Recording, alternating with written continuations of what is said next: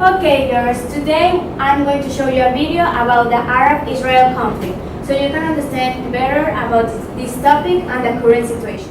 More than 1,000 Palestinians have been killed in Gaza since Israel launched Operation Proactive Age on July 8th. It is confirmed that just one Israeli has died. Israel says that it is responding to the hundreds of Hamas launched across the border. Whoa, I can't believe that this is real and it is happening.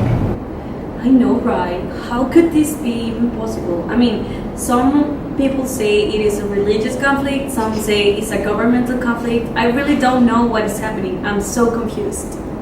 I wish the girl from the TV could explain us what is happening here. Hey! Who said that? Hey, right here on the screen. Eh?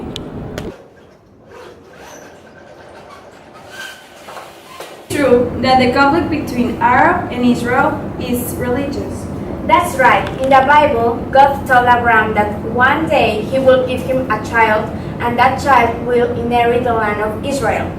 But the time passed and Abraham was desperate, so his wife Sarah told him that have relationship with the slave Agar.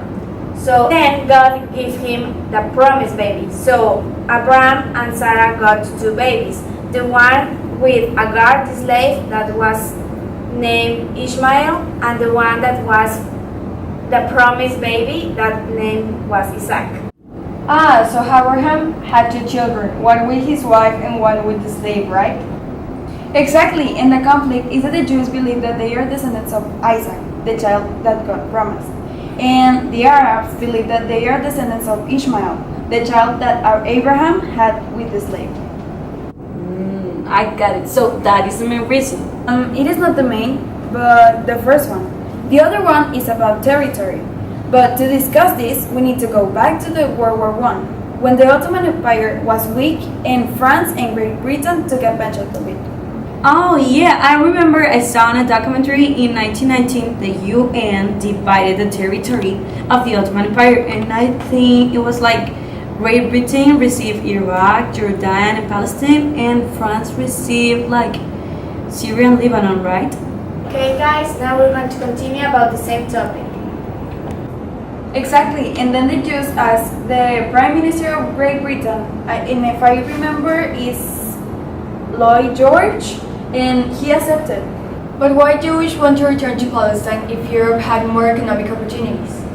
That's right, and for that reason the Jews reject the opportunity to return to Palestine. But Hitler rose to power in 1933, right? Hitler started to persecute Jews, so they started to go to Europe or the US, but because of the Great Depression, they didn't want to come in. So they returned to Palestine. Exactly, and that's why the civil war in 1937 in Palestine began. So the Arabs didn't want to share the land with the Jewish, and for this reason, Great Britain in 1939 decided to limit the amount of Jews to migrate, just to calm down the civil war. When the Second World War ended, all the countries find out about the Holocaust, so they feel guilty about it because they didn't do anything to help them. So the US told the UN and Great Britain to do something about the territory of Palestine to the Jewish. So the UN divided part of Palestine into two parts. The Jewish stayed in Israel and the Arabs stayed in Palestine. But the Arabs reject the plan, so the Arab-Israel war began. And the sad truth is that this war is still happening right now. Later, in 1954, the US wanted to alliance the Arab countries to get influence in that community. So the US offered a financial support to Egypt, and Egypt accepted and became an ally of the US. Why the US was only interested in Egypt? Because Egypt had a president called Nasser, who was very popular among the Arab nations. So Nasser nationalized the Suez Canal, and that means that he nationalized the oil found in the Sinai Peninsula, right? Yeah, so Great Britain was affected because they had companies in that territory, right?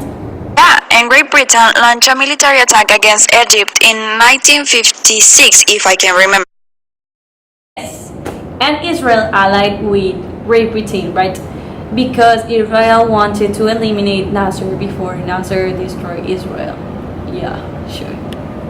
So the US was with the Arab countries because the US wanted influence.